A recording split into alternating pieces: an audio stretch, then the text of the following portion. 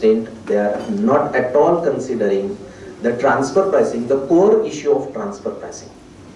What we are fighting today only whether this particular comparable is to be taken, whether particular comparable is not taken, whether as in the previous session it has been mentioned that when there is a profitability of some 20%, 40%, then whether there should be adjustment on A&P expenses and all these things. These are not the kind of TP assessments what the statute expects. The statute expects that the transaction should be at arm's length. So arm's length, that has nothing to do, the transaction has nothing to, we are not considering the overall profitability.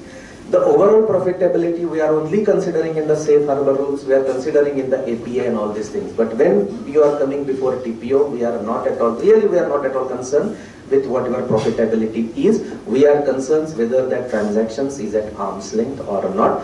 And it will be definitely, we'll get an idea from your documentation's point of view. Before going into this, I'll just briefly explain, I've just divided my session into two parts. I'll briefly explain what the TP history is and thereafter, so that it will help you why the documentation is necessary. And then in the second part, I have considered some of the 4 or 5 cases I have brought before you, where really I have felt the difficulty in passing the orders. In all the cases, I'm just to the assessees, I'll tell you one thing, but I will explain the reasons why it has been so, even though sometimes I feel I am not doing the proper thing, but the documentation doesn't explain what the assessee want to plead before me. So I have just around 5 to 6 cases, I will devote more time on that. As far as history of the transfer pricing is concerned, it dates back to 1918 and it started from US. Initially to 1911 they have started thinking that commonly affiliated business are shifting the profits, and almost after 7 years they introduced the section 240D into the act, where they say that when the taxpayer has to file the consolidated returns in the case of commonly affiliated affiliated businesses.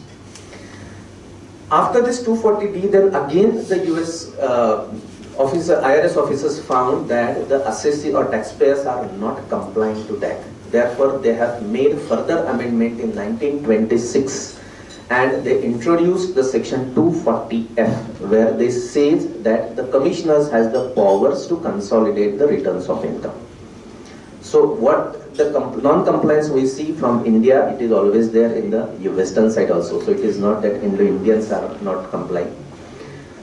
After 2 years, 1928, then they have broadened this affiliated business and they have said that the consolidated powers are given to the commissioners for commonly controlled business.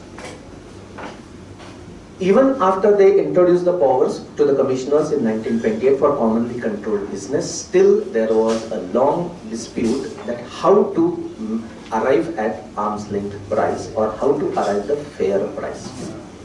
Still there were lots of disputes between the taxpayers and the IRS authority, and in 1934 they have formed a committee to investigate the issue. In 1935, they submitted the report. They agreed to the IRS authority that the taxpayers are not complying and the IRS authorities are getting difficulty to arrive at the price of the transaction.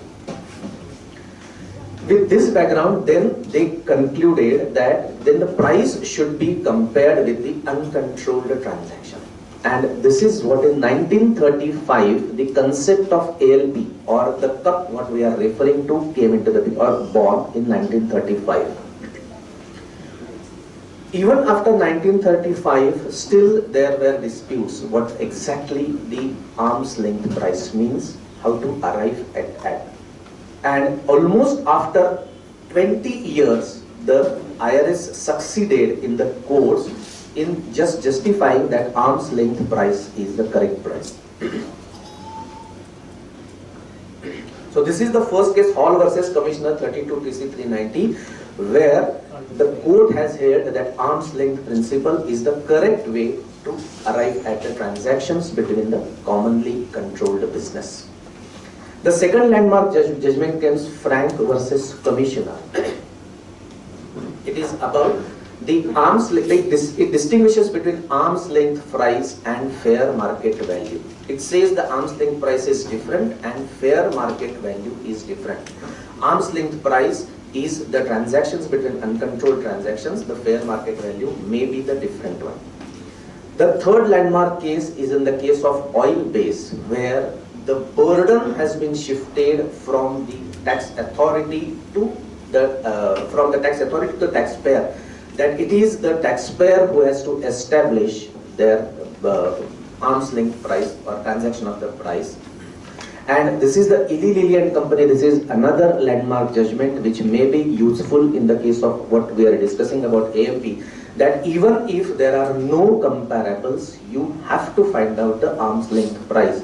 So whatever the discussions we had, that whether Maruti Suzuki is to be compared with the Tata Motors and all these things, absolutely right, it may not be the comparable. But only because it is not comparable, that does not mean what the transaction has been done by the Maruti Suzuki or what the addition on account of AMP has been made, adjustment has been made, is not at arm's length. So arm's length, to determine arm's length price and to have comparables for that purpose are two entirely different things.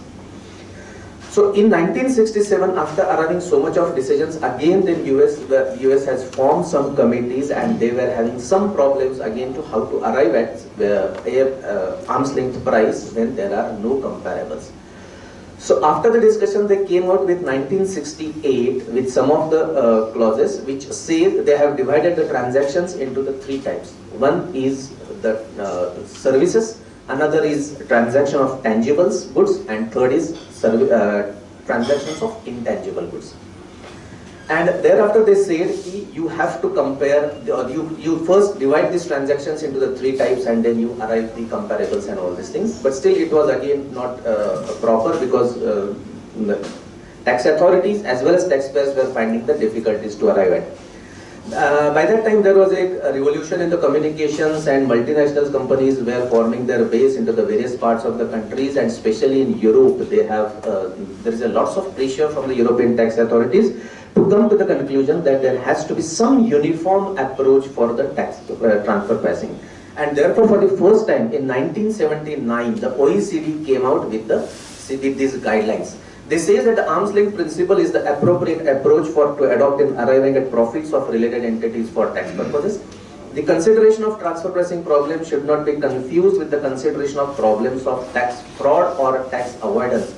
Even though 1979 the OECD was saying like that, but if we consider the BEPS papers what they have come, they are definitely saying that all the transactions are leading to the tax avoidance. So in the OECD itself, in the 40 years, they have changed the stance that the transfer pricing or the transactions between the multinational corporations are so arranged that they are avoiding the tax liability.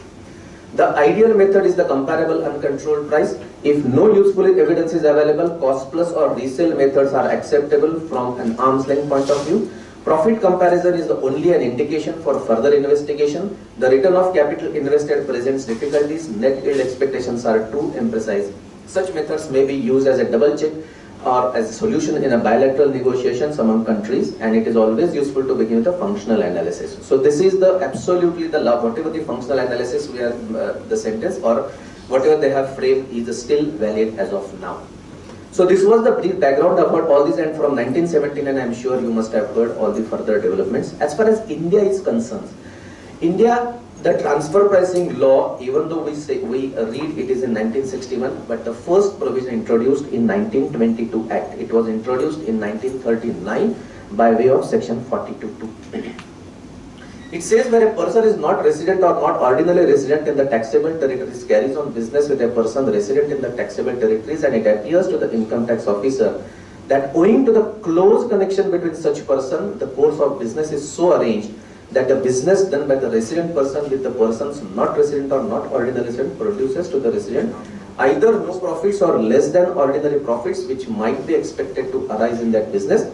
The profits derived therefrom, or which may reasonably deemed to have been derived therefrom, shall be chargeable to income tax in the name of resident person who shall be deemed to be for all the purpose of this act, the assessee in respect of such income tax. So again, as far as Indian income tax is concerned, transfer pricing, even though the subsequent sections are introduced after 2001, it is not a new phenomenon. It was there since 1939, and the first reported case is 34 ITR 368, is Mazgaon Dock Limited versus CID. This is the first reported case. This was the case where Mazgaon Dock is the entity which was carrying out the ship repair.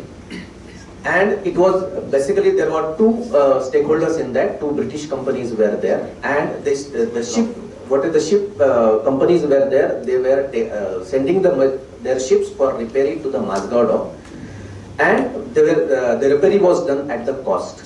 When this came before the assessing officer, at that time he said that you should have earned a profit of around 4.50 lakhs. He just calculated the figures. 4.50 lakhs in 1943-44 and 4.67 lakhs in 1944-45. And he said that these are the incomes which has been not considered for taxation purpose. He made the additions, and this addition was held to be correct. And so this was the first reported case as far as India is concerned. Thereafter, 1991, we are aware that our economy was opened up and various sections came. Section 92 to 92F are the present sections. Sections 92 gives the authority to compute the income at arm's length, and there was amendment introducing the domestic transfer pricing. 92A about the associated enterprises. 92B is about the international transaction. As far as 92A is concerned, it defines about associated enterprises, which means the management, control and capital. And it also defines the deemed associated enterprises. 92B is international transactions. There is a recent amendment that earlier, whenever the assessee, whenever the AE from abroad was having any agreement with the third party, which is not connected with the AE, and the Indian entity is having transactions with that third party, so it was considered to be the international transactions as per the earlier provisions. This third party should have been the non-resident. That was the only clause. It has been recently been amended that this third party, even if it is the resident and the Indian entity carries out the transaction with this resident entity, this will be considered as international transactions and all the TP proceedings will be applicable to them. 92C is about the computations of arm's length price, and it speaks about there are some clauses about the APA, safe harbor and all these things. 92D is the documentation requirement, and that is the focal point of the transfer pricing. 92E is about the 3CB accountant reports, and there are certain penalties. There are mainly 4 penalties: 271(1)C, 271BA, 271AA and 271G. These are the 4 penalties as presently applicable. As far as 148 is concerned, there is an amendment in the 148 that if the transaction has not been reported, the assessing officer can reopen the assessment only because the transaction has not been reported, and he can refer it to the TPO. Whether the TPO makes any error in the TP proceedings, whether that still can be opened or not, it cannot be reopened, or there are still some disputes is there whether 148 can be issued or 263 can be issued. So these are the some of the still issues not clear. I'm just giving you some difference between the Indian regulations and OECD guidelines. Associated enterprise, Indian regulations is very wide definitions. This is because of the deemed associated enterprises, what they define. So deemed associated enterprises definition is not there into the OECD guidelines. Then the comparable range, it allows 3% of range band on average result of comparables in India, while the OECD guidelines allows for range of comparable data, mainly it's the interquartile range. There are always arguments as far as Indian TPR transfer pricing regulations is concerned, that why the Indian TPR allows only 3% and when it is OECD allows the interquartile range. The main reason, I'll tell you one thing, as again I accept department's liability also, this is on my personal opinion, and I again to some extent I pass on to the blame to the taxpayers. We are not carrying out the correct comparables of the search of the comparables. We always, taxpayer wish to take the comparables having lower PLI. Department always want to take the comparables with higher PLI. And if this kind of dispute or this kind of different opinions we have, this interquartile range will not help to us as far as Indian transfer pricing regulations is concerned. Because had there been some systematic collection of the data, then interquartile is definitely useful. Today, when you are saying that -10 to +10 is my comparables, and as a TP I am saying to 30 to 50 is my range of comparables, then interquartile has no meaning at all. So therefore, interquartile to my knowledge is of not of much use. Multiple year data in the as far as the other OECD guidelines, it is permitted. Indian regulations do not permit. Again, on this issue, why it is not required also. As far as India is concerned, we are almost 80 to 90% MNCs are captive units. They are working on cost plus models. They are not working on the economic model that what the OECD is considering. OECD is mainly for developed countries. So for any particular business, there will be definitely, if we consider 3 years, there will be some economic cycle, business cycles and all these things, ups and downs will be there. So definitely there will be some impact on profitability, and therefore 3 years is absolutely correct. When we are considering that today India is a cost plus model, cost plus 15, cost plus 10, where is the business cycle coming into the picture? So it is not at all required as far as the Indian entity is concerned, basically because we are captive units. Foreign comparables not permitted in the practice, there can be again dispute. Priority methods, most appropriate method rules, and in the OECD guidelines it says preference for traditional methods, that is CUP, CPM and RPM. Use of unspecified method is not specified, even though the 6th method has been introduced by the CBDT about 2 years before, and it is more like CUP used in the case of intangibles. So these are the difference as far as TP in India and OECD guidelines.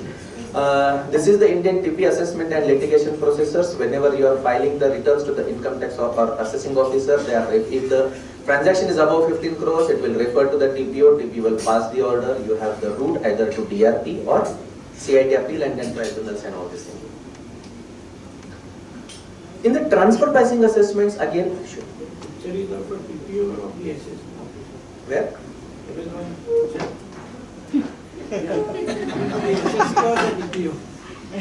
Assessee will file the return before assessing officer. Picture. It is TPO.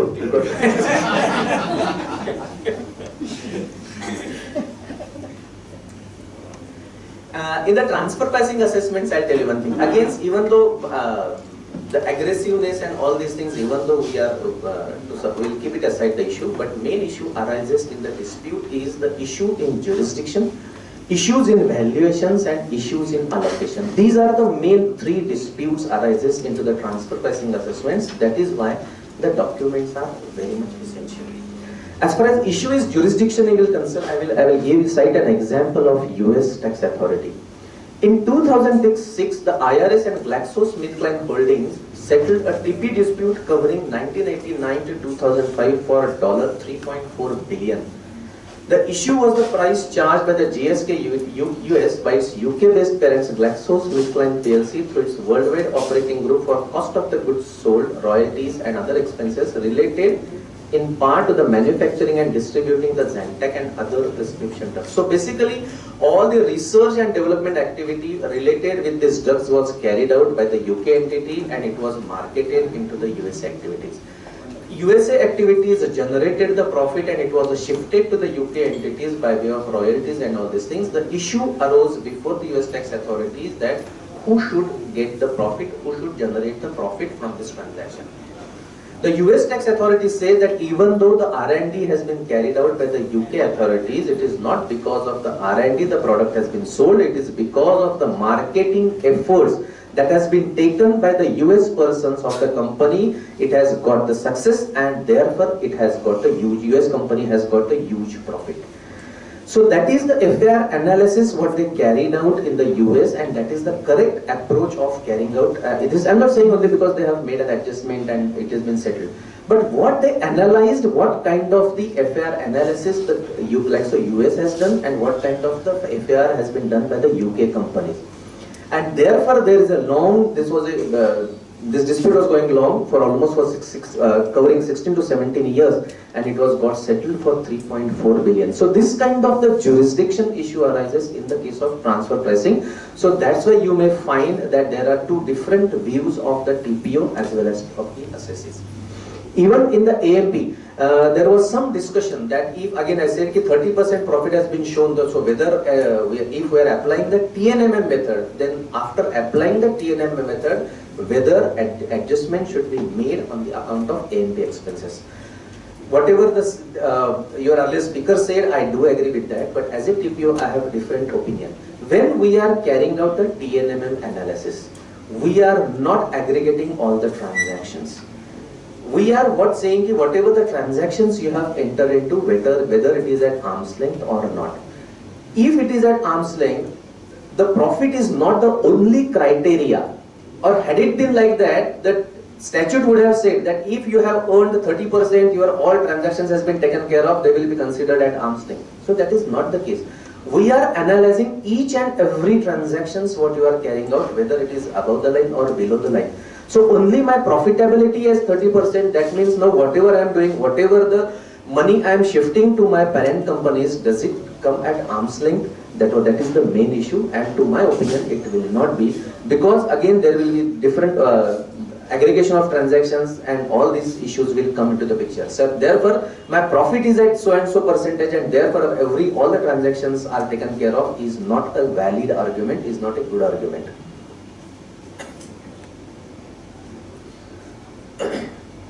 Now another issue I'll tell you, this is from my own assessment I have come across. This is the technical assistance fees. I was having TISL as one of the assessee. It has received the technical assistance license and technical assistance agreement entered into between TISL and TIC International Inc. It is not received, it is paid for Bilaspur plant, which is currently under construction. Under this agreement, TISL is required to pay technical assistance fees to the TIC International Inc. on a yearly basis, irrespective of whether the production has commenced or not. TISL has obtained a certificate from the AE which confirms that the fees agreed with the TISL are comparable with the fees agreed with the third party cost. Therefore, the management of TISL believes that no arm's length price of this transaction is required to be computed. Is this kind of documentation TPO expects you just as a taxpayer or as a consultant, you say whether the assessee or taxpayer produces before me that my AE certifies that this is the transactions at arm's length, and you expect TPO to accept this, that okay, you are at arm's length. So this is my kind of documentation we don't expect. I'm not saying that this transactions is at arm's length or it is not at arm's length, but whenever you are providing me that this kind of certificate, you should have given me some kind of documents at what kind of technical assistance you have received, what kind of technical assistance has been provided by your company to the third party. I'm not getting such kind of details. They are not providing. They are only giving me this is the certificate, and they are again coming with the indemnity bond and all these things. That now you accept this. So these kind of the difficulties we are facing as a TPO. Therefore, he again, since I have made the adjustment, definitely he will say, look, I have just brought the certificate from my AE and still TPO has made the additions. So this is another. I'll tell you one thing: the valuation. Receipt of project management services. TIC Australia has deputed personnel for setting up again the same assessee. The expenses comprises of employee cost and other costs actually incurred for the employees deputed for the said project. TISL has obtained a certificate from the AE which confirmed that the cost recharged to the TISL are on cost-to-cost basis without charging any markup. Therefore, the management of TISL believes that no arm's length price for the transaction is required to be computed. Against, if this is the allocation issue, if your employee, whatever the employees have come from the Australia and into India and they are providing you the services, is it not required to maintain the documents that how much payment has been given, how much salary they are drawing for, what kind of management services they have been provided to the assessee and all these things? Only without not providing these kind of documents, if they are saying that it is at arm's length, then again the problem arises to the TPO to accept such kind of certificate. Purpose of TP documentations, I'll tell you one thing. There is only two purposes. One, it ensures that you have complied with the transfer pricing regulations.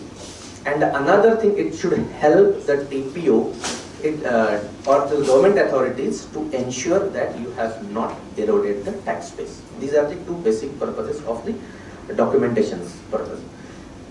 Documentations are required. Again, in the documentations, I do agree that I'll just give this summary. And then I'll discuss some of the issues of documentations worldwide. As far as Indian entities concerns, it says that the documentation, there are three, I have just broadly classified into the three types of documents.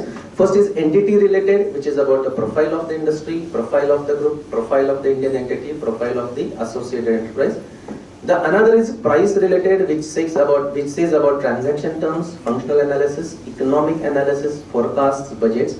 And the third is the transactions related, that is agreements, invoices, pricing related correspondence and all these things. So these are the mainly broadly classified as far as Indian TPR is concerned. In the documentations, you are supposed to carry out the industry analysis, functional analysis, assets analysis, risk analysis, and most appropriate method, economic analysis. Most appropriate, as I said, there are 5 methods: CUP, RPM, CPM, TNMM, and profit split method. And the 6th method, which has been prescribed by the board. As far as profit split method, in the 3 years I have come across only one case, but in the profit split method you require to submit the profitability of your overseas entity.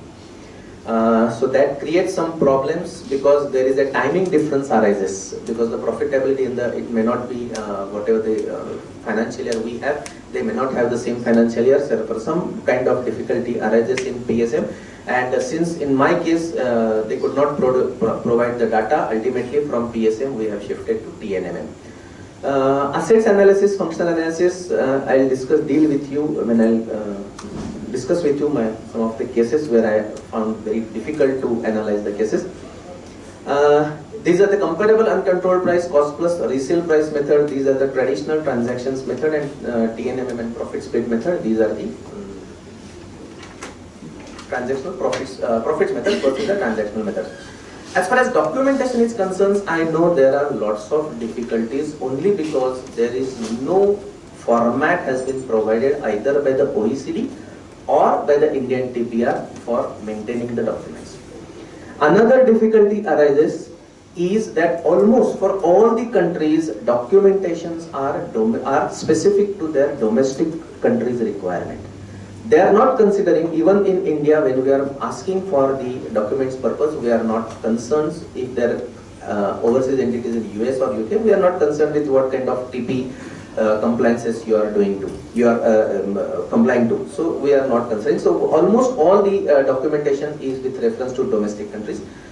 The third part is that most of the taxpayers do not want to give the information to the tax authority on the ground that it is some secret document. So they don't want to supply the information. Again, so this kind of, this is not the problem only in India, this is problem even in the, I believe it is in the overseas entities, because when we read the OECD reports, they have the similar problems. So these are also some of the problems coming in maintaining the documentations, and even just going to these documentations, looking to the documentation from the transfer pricing assessment point of view.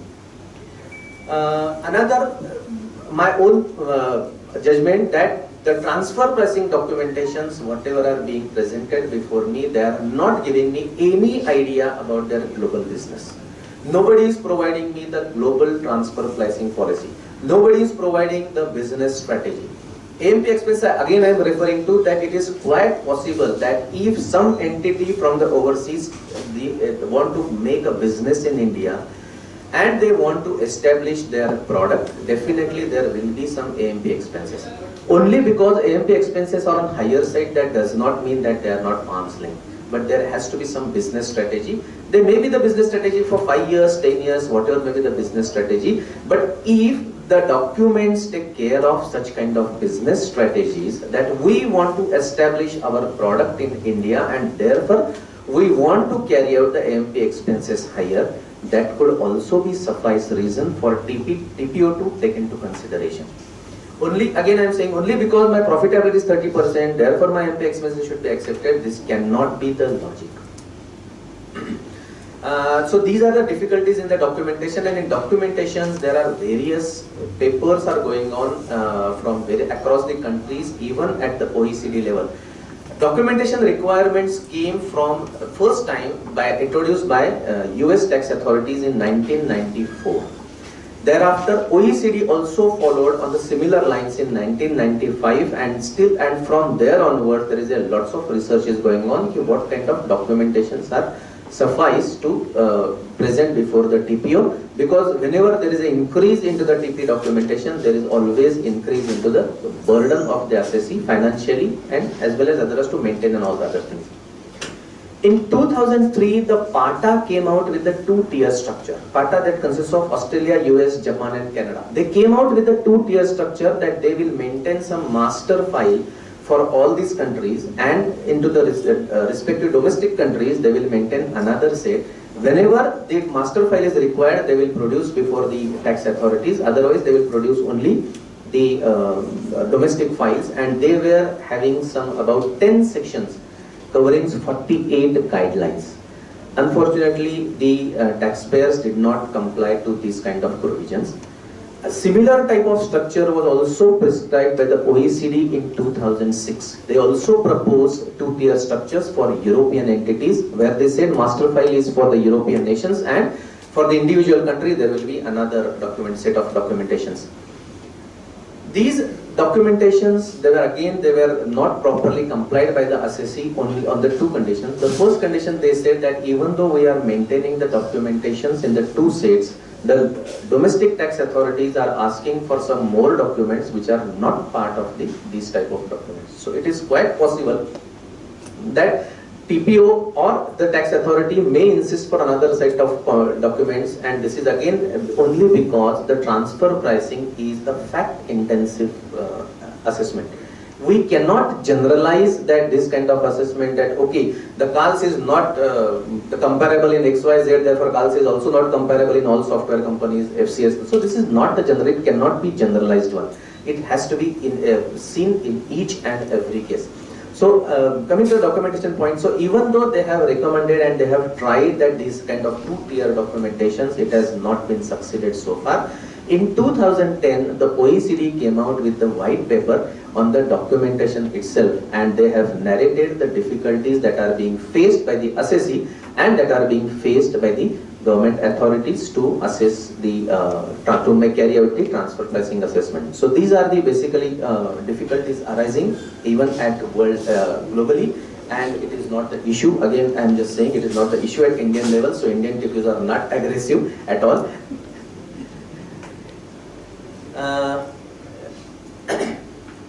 Documentation requirement is also increasing. In 1990 to 1995, there are only two countries, USA and Australia, they prescribed the documentation. 1996 to 2000, Canada, Denmark, France, Germany and UK, they introduced the documentation requirement. In 2001 to 2005, Argentina, Colombia, India, Indonesia, Japan, Malaysia, Taiwan and Thailand introduced. 2006 onwards, Egypt, Ghana, Kenya, Nigeria and Uganda, and from 2010 onwards almost about 84 countries or 85 countries are there, almost they have, except 4 or 5, all the countries have introduced the documentation requirements. Now I mean coming to the problems, whatever I am facing to. The first I'll give you the safe harbor applications came before me. This is the case of ASPL. As per the profile, ASPL is engaged in the software development related services. Software related development services included the software development in addition to maintenance of software developed support services for existing as well as developed software. Assessee develops the program as per requirement and finally it is delivered to the customer. Profile of the assessee, profile of the AE of the assessee primarily looking after understanding requirement of the customers and also marketing activity. So this is the profile of the AE.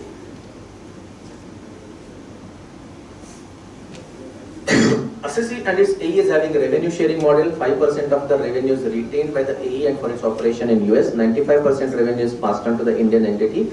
AE is having staff of approximately 60 personnel, and Indian entity I have not mentioned, but was having staff about 600 plus employees.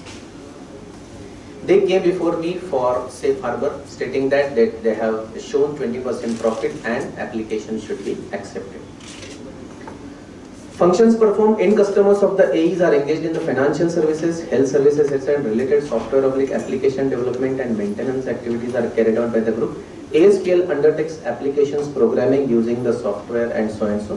Development of new functionalities, modification of existing functionalities, bug fixation and maintenance, user interface designing (UID). Now, if we see to the assets of Indian entity, what they have given me: the land, office building, electric installations, furniture and fixtures, office equipments and vehicles. Market risk: ASPL is engaged in the business of providing offshore software services to its AEs, hence ASPL bears indirect risk. AE is engaged in the customer service administration's network development and client management, project management, accounting, thus it bears a primary market risk. No issue. Service liability risk: risk associated with the service failures, including the non-performance to generally accepted regulatory standards. This could result in product recalls and possible injuries to the end users. ASPL bears risk relating to services offered to AE. This is also no issue. AE bears indirect risk relating to the offshore services offered to its client as the same are outsourced to ASPL. This is also no issue. But the further statement, the ultimate risk relating to these services is borne by ASPL. This is the sentence I did not understand in the safe harbor. Because if it is you are applying for the 20%, what does it mean that the ultimate risk? In the first part you are saying that I am responsible for the risk to the services offered to the AE. In the second part you are saying that ultimate risk relating to these services is borne by ASPL. So you are contradicting in your TP study report on your own risk capacity. Credit risk is not much importance, but this it says forex risk is also, that is okay, that is common and all these things. Legal and statutory risk, this is again AE is being company and corporate outside India is not exposed to Indian legal and statutory risk directly. They have given the Indian risks. I do not understand the purpose of giving such kind of risk. Where is the risk arising in India? Legal risk. Because if you are offering the services to your US counterpart and they are giving to the whatever the software you are developing to the third party, where is the risk arising of under Indian statute? Even though if it is arise, so what I feel is such kind of things they are introducing into the TPR which is of no relevance to the TPO. Main problem arises that here they says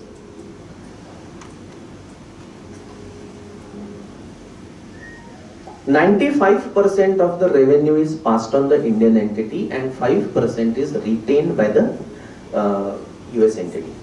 Now the first part, if they are retaining 5% of the entities, you are saying that you are bearing the risk.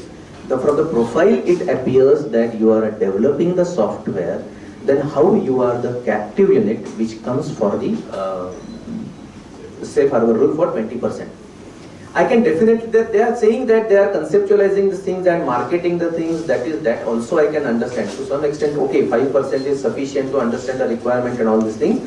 But if they are saying that they are having 60 personnel, they have not given me the details, how many technical guys they have, how many marketing guys they have. How do I understand that with the 60 personnel, they are covering sufficient profit to conceptualize the ideas of or conceptualize the requirement of their customers? They are able to market the entire thing and still they are at profit level, and Indian entity receiving 95% of the share is receiving or is getting only the profit of 20%. So still these are the some mismatches. Again the mismatch I will tell you into the asset side. If you are developing the software, whether you may say that we are not developing, you are saying only we are just giving the programs. Nothing has been given about the computer software. They are carrying out the entire software functions and they are not providing me the details of what kind of assets they are having. Again the issue arises that if you are carrying out the entire work, who is the owner of that software? Is the Indian entity is the owner? Is the US entity is the owner? And you are saying 20% is sufficient, we are not comparing with the calls, we are not comparing with the FCS and all these things. So this kind of, whenever the reports. I am not saying that they are not entitled. Absolutely, they might be the correct one. But from the documents they have submitted before me, the idea is not clear. I do agree that even 60 persons can carry out the entire thing of conceptualizations if they have sufficient technical and marketing guys who are having the big qualifications, big experience, or having rapport in the market and all this thing. Absolutely fine. But you provide me the details that these are the persons having this much qualifications. That is why even though they are having 60 persons, we are able to carry out the entire thing, what the conceptualizations and marketing is required at the US entity, and still the profit we are making, and we are only carrying out the routine kind of software development. They are giving us the programs what we have to develop, and we are carrying out. They are not giving me the number of technical guys what they are having, what is their experience. Forget about, you are not providing me the details of US entity, but what about the Indian entity? You provide me the data that these are the 10 persons, who are key persons who are giving me the, or who are working actually on the job, who are carrying out the really the work of whatever the US entity has been given, has provided to us. If this kind of information is not available, then it becomes very difficult for the TPO to carry out such kind of assessment. For your reference, I have just given this TATM. Software development means business application software and information system development using known methods and existing software tools. Support for existing systems, converting or translating computer languages, adding user functionality to application programs, debugging of systems, adaptation of existing software, preparation of user documentation, but does not include any research and development, whether or not in the nature of contract R&D. So I am on this issue ki if you are not, are you performing only the functions from 1 to 7 and you are excluding yourself from the whatever the last lines. If you are not excluding, you are not providing me the documents, then why I should not consider you as a contract R&D into the software development, which says that research and development producing new theorems and algorithms. So who is producing the new theorems? How do I sitting into the income tax office, I will understand that you are not performing any new algorithm, you are not carrying out, you are not producing any new theorems. Development of information technology at the level of operating systems, programming language, data management, so and so, development of internet technology. So these are the items they have covered into the contract R&D, and it says that if you are in contract R&D, then safe harbor rule will be for 30%. So my point is that if you are not providing me the proper details, then how can I give you the, how can I accept your 20%? So these are the difficulties that what I face. This is so, I just initially I gave you very simple examples of the safe harbor rules where the assessee is always having a say that, see look, we are offering 20% and still you are not accepting that. Sir, they did not provide this detail even after asking, or they do not provide, because I'll tell you another issue. Again, I am not blaming to the assessee, but in most of the times, the problem is with India and US and India and Germany that their counterparts do not provide the information. Indian entity, they always say that you are the captive unit, we will not provide you the information. Even some of the assessees have given me in writing that my A is not providing. So either they are undermining the TP authorities in India, or they don't want to share the information even with their AE also. So it's not that fault lies only with the assessee, but the problem arises because many a times when I discuss informally with the taxpayer consultants as well as to the assessee, then they say we will not provide, whatever the adjustment will be there, we will take care of the litigation. So this is kind of, some attitude is there. I am not saying all the 100%. So this is not, I am not making any generalized statement. So please understand. I am making whatever my personal experience. Sure. Sir, the Indian entity could have given the information upon asking of the Indian operations. They have their own limitations also, because what happens that whatever they are submitting before me, they have to take the permissions from their counterparts. It never happens that they have supplied me the information without asking them, without taking the permission. So these are some of the difficulties they are having. So these are the problems. Practical issues. Practical issues. So they don't, and when you are coming, when Vispi comes before me as a tax consultant, I can definitely argue with him. But Vispi comes as a friend and he says, sir, I am not able to give this information, because so I cannot say, no, you provide me the information. So these are the two, informal, whenever we discuss, we come to know that many a times they don't provide the information. And I'll tell you one thing, they, the represent, it's very unfortunate part, but they say that the lawyers are more intelligent in India than the financials or economists. This is this is not my own words. I just attended someone OECD training, whether they have asked me these very specific questions, whether lawyers are more intelligent than the economists. So they believe on the litigations than in providing the information. But do you find that the representatives are not well versed in the TP requirement? It's not like that. I'm not saying, because they are absolutely well. It's not like that. It's only thing the problem arises when I'm not getting the documents. I'm not saying you are not providing me the documents by intentionally. But there could be some limitations, and that's why you might not. But there are some limitations on you also. That's why you're not. It's not intentionally you're not providing. But because of your own inherent limitations, the TPO also cannot give you the judgment in your favor always. So that is the difficulty I'm going to explain. That is why there is some kind of aggression from the TP side also. This is another case of some CIPL. The profile is the main business of CIPL is to import the products from its group companies from Switzerland, Germany, Denmark and France and sell it in India and South Asia market. This is basically trading activity. This is what they have mentioned in the TP study. These are the international transactions. Purchase of goods from Germany, Denmark, France. They have again some 20%, or they have at GP level they have 40%, and at NP level they have 22 or 23% of profitability. They have paid some charge of use logo and goodwill. They have paid for services and consultancy. They have paid consultancy fees to China and Singapore.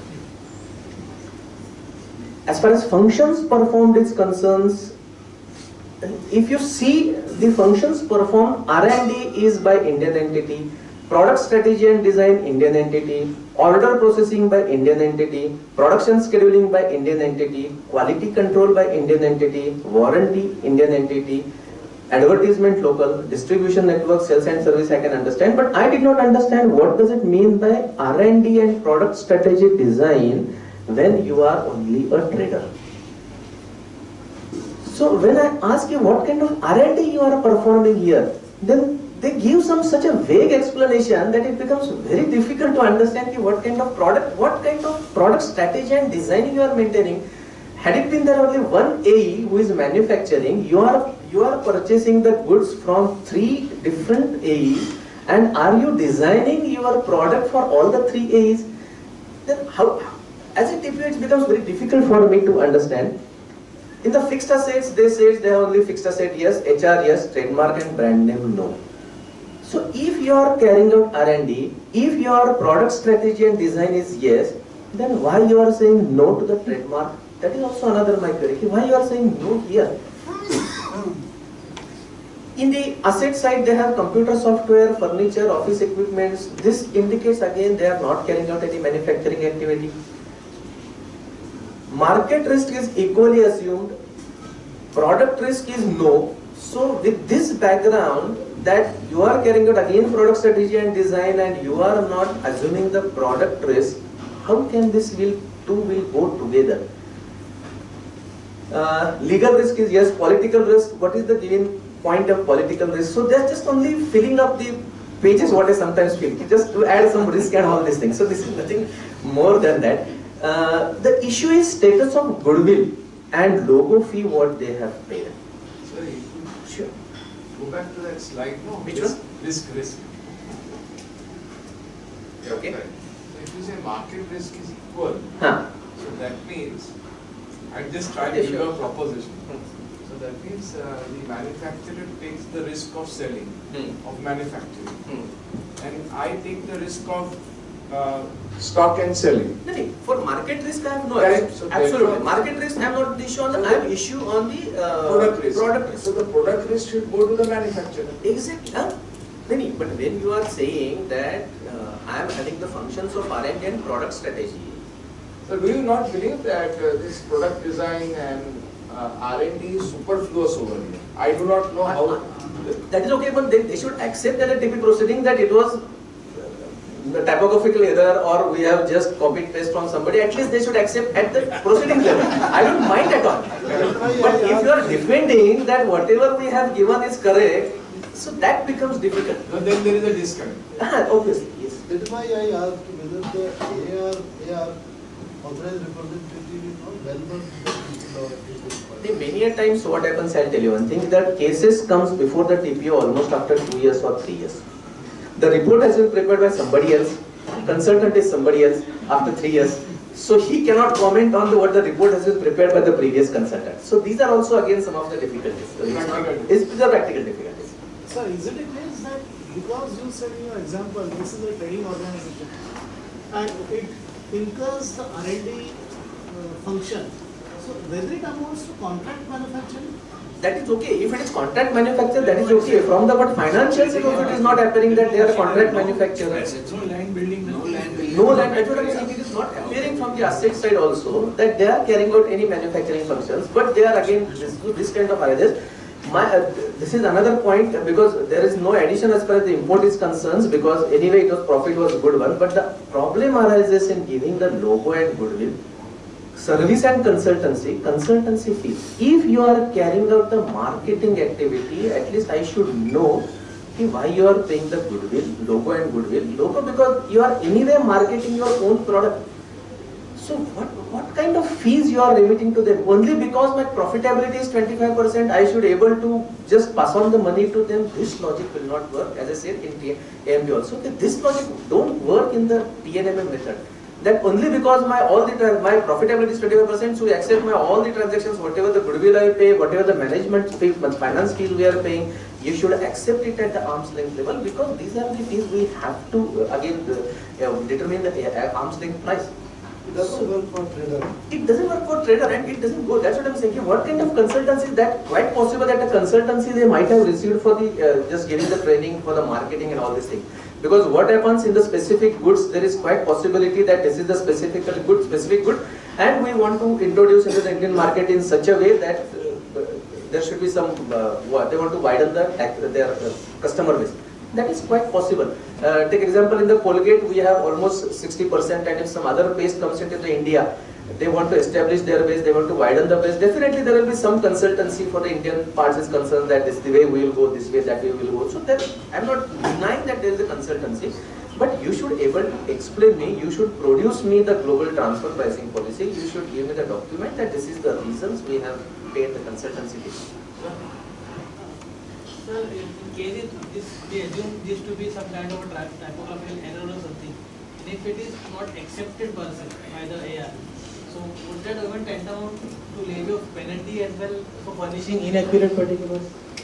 We will not say that whatever the documents you have furnished as the inaccurate particulars, then this will amount only to the adjustment. This will go to the adjustment, and if there is an adjustment, there will be a considerable penalty. But being characterized as a simple trader, and when you mention in the functions of a manufacturer, though maybe an inadvertent error or something, so would that be open ground for levying penalty as well? The question? No, it will not amount like it. No, and another thing, if we so want to accept it that there was an inadvertent error in the same, so that would suffice the matter because it's not that whatever you have given in your TP report should always be, because many a times there is mistakes arises because of the copy paste. That is the worst part. So we are doing it copy paste. Sir, I want to ask you one question. Sir, are you saying that economy, if you are a trader, are you not you?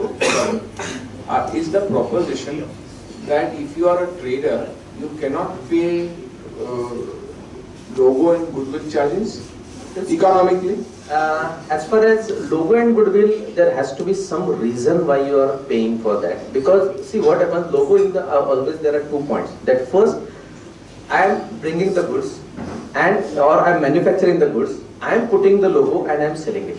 You are giving me the goods with the logo itself on there. I am not putting the stamp on it, and you are selling. I am basically the trader for that company itself. I am not a third party. I am not even US Inc. I am AIPL, Indian. So I am not the same. I am carrying out the business. Why should the logo should come there? So then what you are saying is that the royalty would be embedded in the price of goods. Obviously, yeah. See, whiskey, I think if I import from China and I use the trademark or logo or That I understand. then That's a it is difference. justified. But if the Today, manufacturer exactly. Today, if I bring the goods from Haldiram and if I am selling it to the market, why should I pay the logo to Haldiram? Goodwill mark. So it's like that only. If I am manufacturing the goods and I am putting the logo Haldiram and I am selling it, okay, definitely that issue will come. But I am the trader of Haldiram itself, so I am not manufacturing it here. sometimes the greed overtakes. No, this is nothing but, I'll tell you one thing. As a TPO, I think this is nothing but the shifting of profit from India to other countries. At 10%. Yes.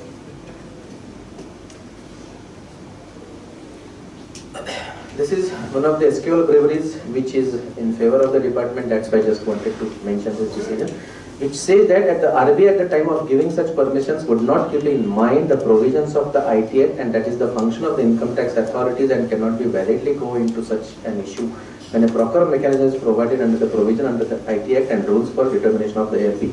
Why I am just given this decision, cited these decisions only because many a times, not many a times, almost in all the cases, the assessees are taking the plea that the permission has been given by the RPA, so it is at arm's length price. So that is another issue. So that is why I wanted to give the cite this decision.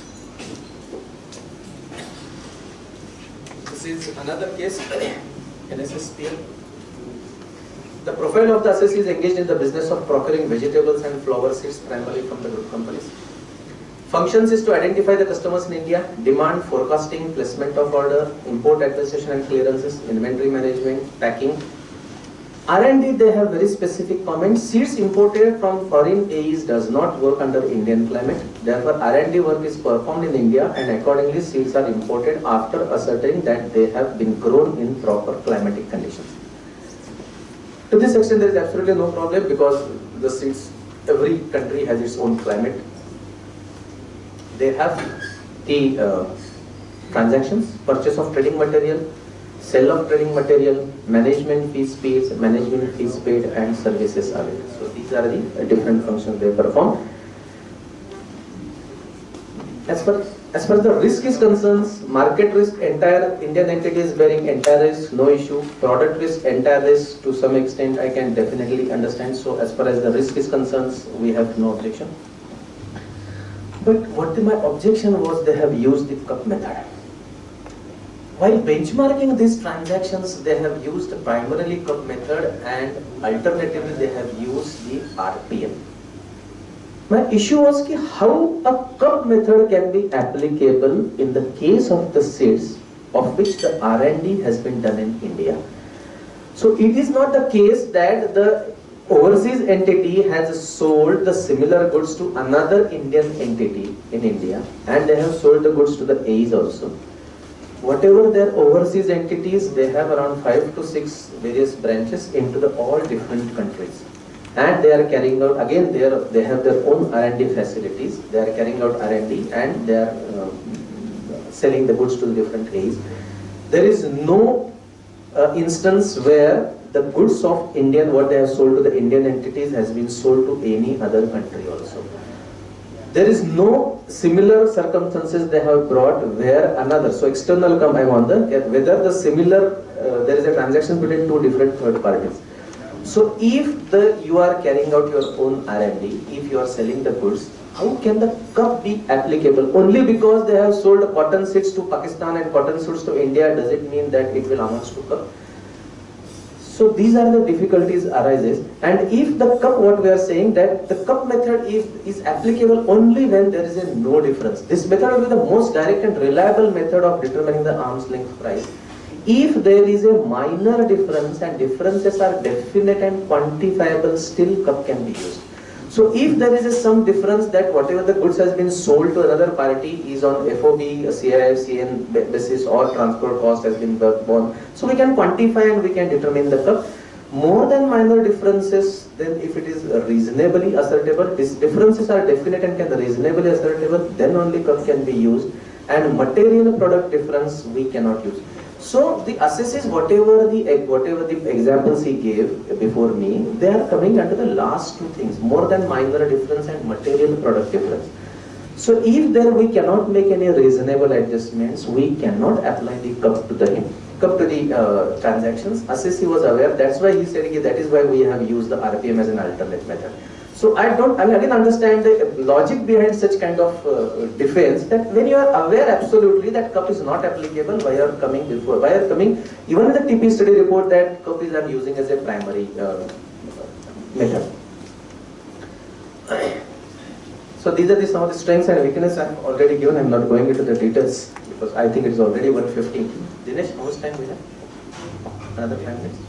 Sir, is it possible that because earlier the assessee faced a dilemma that if you apply TNMM or any other method, the TPO would say why not cup? If you apply cup, then it will say not why not TNMM? Because earlier in the initial phase, this was always a very big controversy. Like definitely, I will definitely say that consistency will come into the picture as far as TP assessment is concerned before the tribunals. But still, to my knowledge, and consistency will not play any role in the TP assessment.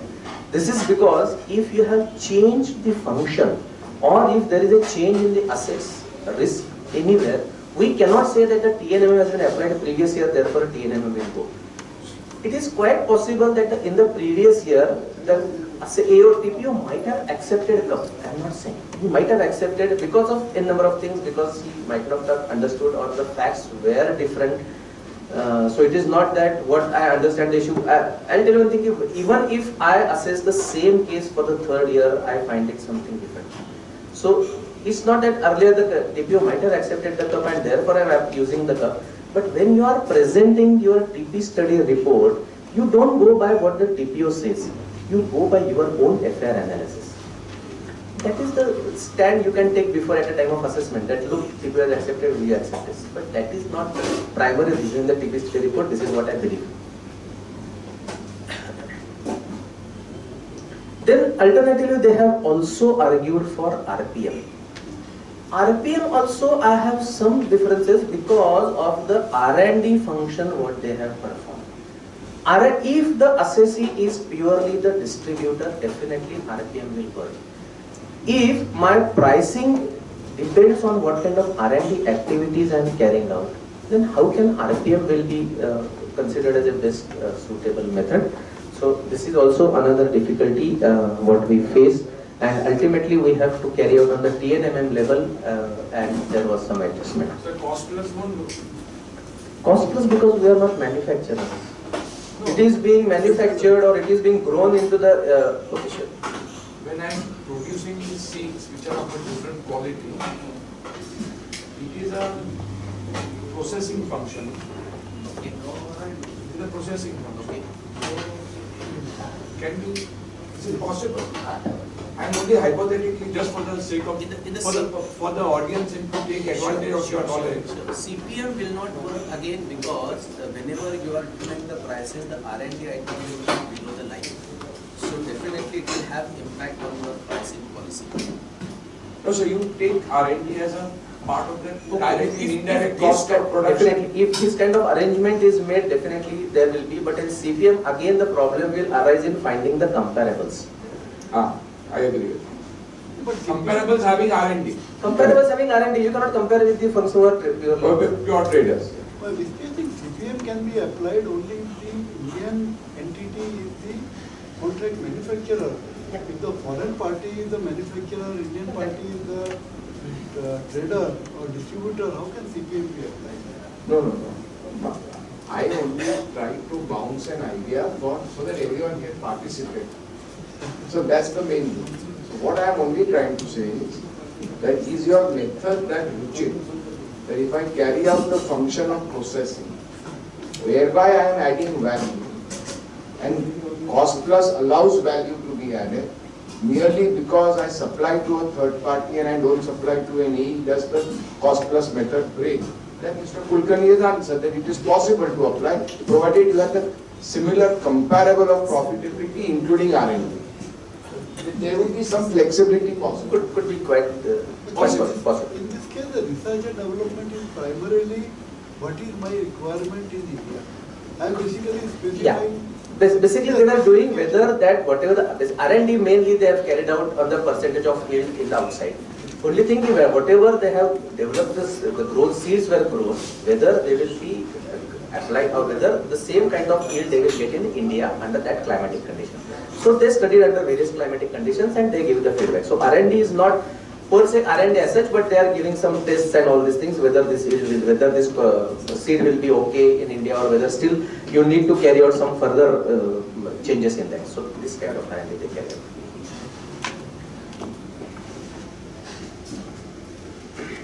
I'll take one more case and then I'll stop because it is.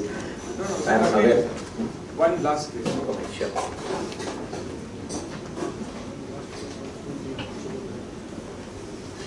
I'll take one last case where the assessee himself has.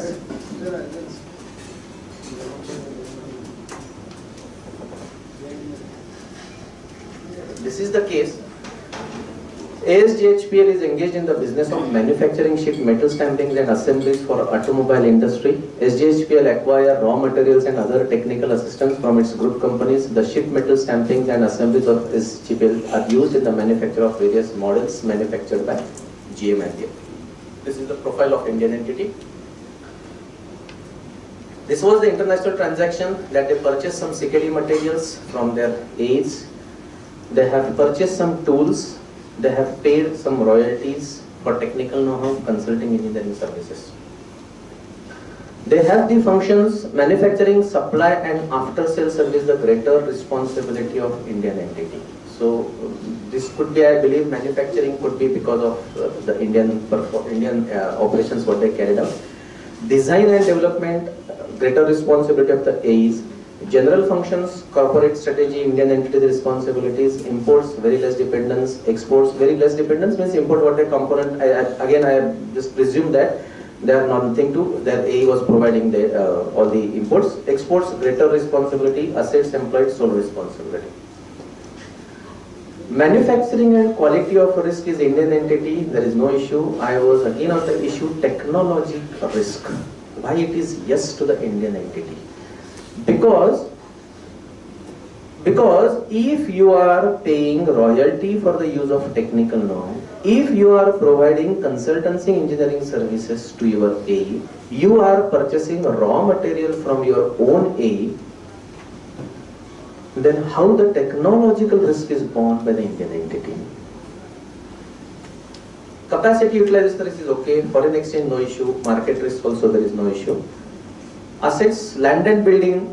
So from the assets, I believe plant and machinery is having good chunk. So therefore, definitely they are the manufacturers.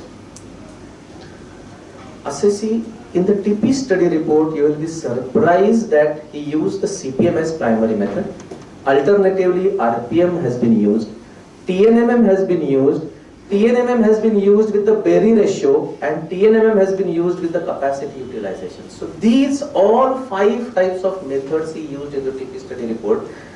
It was very difficult to determine which method you want to rely. I can understand one or two methods, there can be some confusion, CPM or CUP or RPM or TNMM. But if you are using 3 different methods and in the third method again you fit TNMM, then the PLI should be Berry ratio in the TNMM capacity utilization. It was really a very difficult task for me to carry out this kind of TP assessment. As far as the sales, you just go to the sales. They have sales, they have raw materials, consumes and operating and other expenses. So 56.43 are the sales. And operating expenses 13.34. Operating expenses consists of nothing is of anything of manufacturing related. So if there is nothing of manufacturing related and if you are using the CPM as the first method, primary method, I just said how you have used the CPM method. Unfortunately, in this case, the consultant who appeared before me, it was his first TP assessment. Therefore, he said I am not able to give all the details. So this was the, but with this CPM, RPM, then I said, then how you are going with the Berry ratio and all these things? Because if you are using the Berry ratio, I should know how your operating expenses has bearing on the GP. and all these things. So he was not able to understand, and that is why there was a lot of adjustment in this case. So this, as somebody has pointed out, that whether the tax consultants are not providing. So this is one of the case where the tax consultant was not aware of the provisions, or he was not aware of the TP, and that's why he just made such kind of representation. But ultimately it results into the adjustments and all aggressiveness of the TPO that you would love to make the comment upon. So these are the some kind of difficulties I am facing. I have given these difficulties. So TP is absolutely fact intensive assessment. TP is, we cannot take any precedent in the case that this is the software, therefore we are carrying out the similar, even though we are going by that. I am not denying the fact that in the software, if it is 20%, okay, accept it. If it is 10%, make the adjustment of some 10-15%. So that is not the correct way of even of representation, and from our point of view. I think if the time would have been there, I would have discussed more cases. But anyway, I am very thankful to you for my patient hearing. I am thankful for CTC calling me here and explaining the issues. Whatever I have given, it's my personal view. Don't consider the views of the department. Tomorrow I can take absolutely and diagonally opposite view what I have said today when I am sitting on the chair. So thank you very much.